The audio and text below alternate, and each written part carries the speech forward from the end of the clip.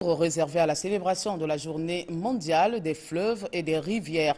Il s'agit donc de la journée de valorisation des voies navigables du monde.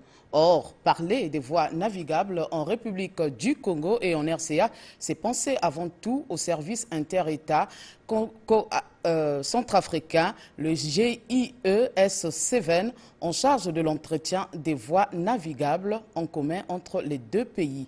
Dans ce dossier qui porte la signature d'Alexis de la Rivière, on nous parle des activités d'entretien des voies navigables. Il est connu de tous que le dernier dimanche du mois de septembre est consacré à l'hommage aux fleuves et aux rivières du monde. Journée au cours de laquelle la communauté internationale s'efforce à sensibiliser davantage le public et à l'encourager à la gestion rationnelle des cours d'eau et surtout à montrer l'importance et les valeurs des fleuves et des rivières du monde. En République du Congo, cet hommage est rendu au service inter-État congolo-centrafricain dénommé GIES-7, groupement d'intérêt économique pour le service commun d'entretien des voies navigables. Un service créé en 1970 par la République du Congo et la République centrafricaine dans le but d'assurer l'entretien des voies navigables.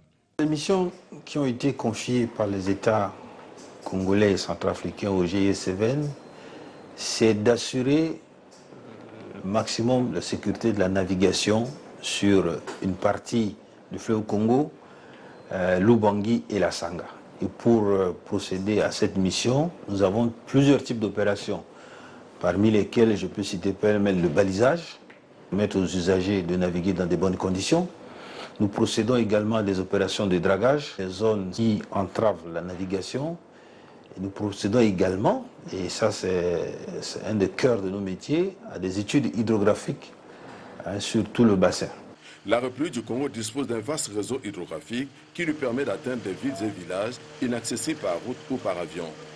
Seulement, le GIES-7, bien qu'en charge de l'entretien des voies d'eau, ne prend pas en ligne de compte tout le réseau hydrographique du Congo. Nous entretenons en priorité la Sanga, l'Ubangi et un tronçon du fleuve Congo, ainsi que l'embouchure de la Lima. Malheureusement, ce service qui joue un rôle très important dans la sécurisation de la navigation est aujourd'hui confronté à d'énormes difficultés dues entre autres à la baisse du trafic et au refus de paiement de la redevance fluviale par certains armateurs. Les principales ressources du GIES-7 proviennent des redevances fluviales que nous percevons sur tout le fret qui transite par les voies d'eau que nous entretenons. Dans les années antérieures, il y avait beaucoup de trafic sur le fleuve, ce qui nous permettrait d'avoir les ressources nécessaires pour mener à bien toutes nos opérations. Mais depuis un certain temps, nous avons assisté à une baisse de trafic sur ces cours d'eau, ce qui fait que les redevances que nous percevons sont infimes, mais les charges restent les mêmes, sont incompressibles. Et donc, malgré tout cela, nous nous battons pour travailler, mais nous assistons à ce que nous appelons l'incivisme des usagers, des armateurs, qui refusent délibérément de payer les redevances. Et donc, ça nous met en difficulté pour remplir notre mission.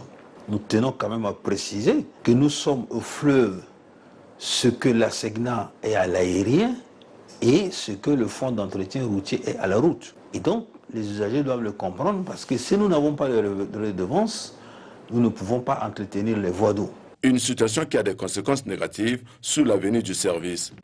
Et ce manque de ressources entraîne d'autres problèmes parce que nous avons par exemple le vieillissement du personnel qui fait qu'il y a des départs à la retraite. Mais compte tenu des ressources qui sont limitées, nous sommes obligés de ne pas faire des remplacements numériques à chaque instant. Aussi longtemps que les deux États, que sont la RCA et la République du Congo, n'interviendraient pas pour aider le GIES-7 à recouvrer ses créances auprès des armateurs véreux, ce service risquera de connaître encore des moments difficiles et c'est toute la chaîne de transport fluvial qui sera impactée. Les jeunes générations auront sans doute du mal à le reconnaître, mais les mélomanes et culturels d'un certain âge vont se rappeler de lui. Il s'agit de Marcus Mvuka, militaire converti à la rumba aux premières heures des années 80 avec son célèbre titre « Kabanaye » et sa danse fétiche Parapluie. Voici son portrait avec Bruno Serge Minarata.